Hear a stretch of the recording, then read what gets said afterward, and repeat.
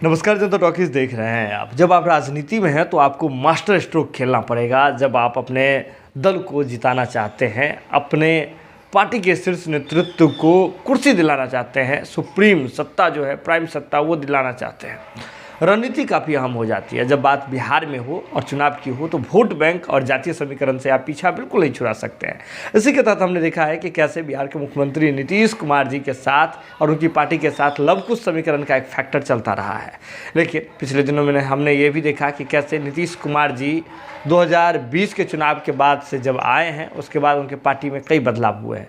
और ऐसे में जो कि बड़े चेहरा का जो है आपको कुर्मी वोट का देखे जा रहे थे आरसीपी सिंह जी, उनकी पार्टी से छुट्टी हो गई है। आरसीपी सिंह जी अब जनता दल यूनाइटेड में नहीं है। राष्ट्रीय अध्यक्ष के रूप में ललन सिंह जी हैं, प्रदेश अध्यक्ष के रूप में उमेश सिंह कुशवाहा हैं।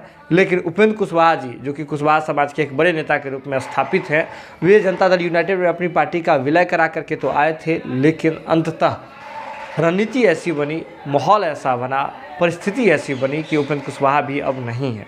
और इन्हीं तमाम चीज़ों को ध्यान रखते हुए बीजेपी ने एक बड़ा मास्टर स्ट्रोक खेला है। क्योंकि हम पहले से ही आपको बता रहे थे कि कैसे बीजेपी चाह रही थी कि जो कुशवाहा लवकुश समीकरण का जो वोट है, यानी कि पिछड़ा ओबीसी का जो वोट बैंक है, उसमें जो गैर यादव हैं उन्हें अपने पाले में किया जाए। और उसी रणनीति के तहत बीजेपी, चाहे उपेंद्र कुशवाहा पर डोरे डालने की बात हो, दलित महादलित में चिराग पासवान और एलजेपी पर डोरा डालने की बात हो, ये बीजेपी बहुत अच्छे तरीके से कर रही है। और ऐसे में हमने देखा कि कैसे उपेंद्र कुशवाहा जी अलग होते हैं लेकिन अपनी पार्टी बना लेते हैं। बीजेपी से बातचीत आंतरिक रूप से चल रही है, खुल करके साथ नहीं आए हैं बीजेपी के, लेकिन समय समय पर मोदी जी के क्रियाकलापों का तारीफ करते हैं। लेकिन बीजेपी ने एक और बड़ा मास्टर स्ट्रोक खेल दिया। सम्राट चौधरी, जो कि कुशवाहा जाति से आते हैं, उन्हें प्रदेश अध्यक्ष बना करके, और सम्राट चौधरी जी की छवि जो है फायर ब्रांड नेता के रूप में बिहार में है। लेकिन अमित शाह जी सासाराम में आकर के एक रैली भी संबोधित करने वाले हैं 2 तारीख को।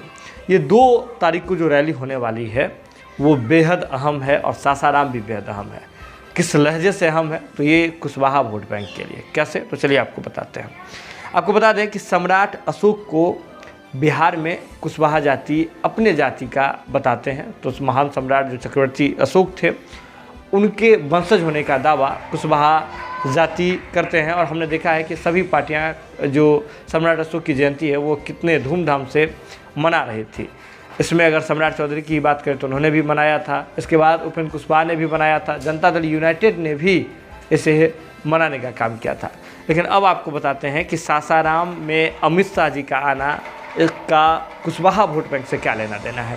दरअसल सासाराम में सम्राट अशोक के द्वारा जो एक लिपि जो लिखी गई थी, शिलालेख है, जो बिहार में एकलौता शिलालेख है, वो है 2500 साल पुराना शिलालेख बताया जाता है।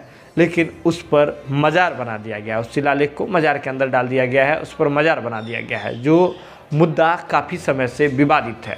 और इसको लेकर के बिहार सरकार से कई बार हस्तक्षेप करने की मांग की गई है, लेकिन अब तक बिहार सरकार इस पूरे ठोस नतीजे पर नहीं पहुंची है। और इसी बात को भुनाने की पूरी कोशिश करेंगे अमित शाह जी। आपको बता दें कि खबर के मुताबिक अमित शाह जी सासाराम जो आ रहे हैं, तो सासाराम में आकर के उस स्थल का मुआयना करेंगे, वहाँ जा कर के भ्रमण करेंगे, और इसके बाद वहाँ बीजेपी के लिए पूरा अनुकूल माहौल बन जाएगा। कैसे? तो सबसे पहले एक जो बीजेपी की कोर जो पॉलिसी है हिंदुत्व वाला, उसका पूरा फ़ायदा मिलेगा, क्योंकि सामने मुस्लिम है, सामने मज़ार है, तो इसका पूरा फ़ायदा मिलेगा। दूसरी ओर सम्राट चौधरी को प्रदेश अध्यक्ष बनाया, जो कुशवाहा जाति से आते हैं। और जब अगर शिलालेख वाले मामले पर अगर अमित शाह जी पूरे मुस्तैदी से अगर खड़े हो गए, तो वहाँ से कुशवाहा समाज में उनके प्रति, यानी कि बीजेपी के प्रति एक बड़ा मैसेज जाएगा। और यही अमित शाह जी चाह रहे हैं। अब अमित शाह जी अपने रणनीति में कितना सफल होते हैं ये आने वाले समय में पता चलेगा, लेकिन रणनीति तो काफ़ी सोच समझ कर लगाई गई है।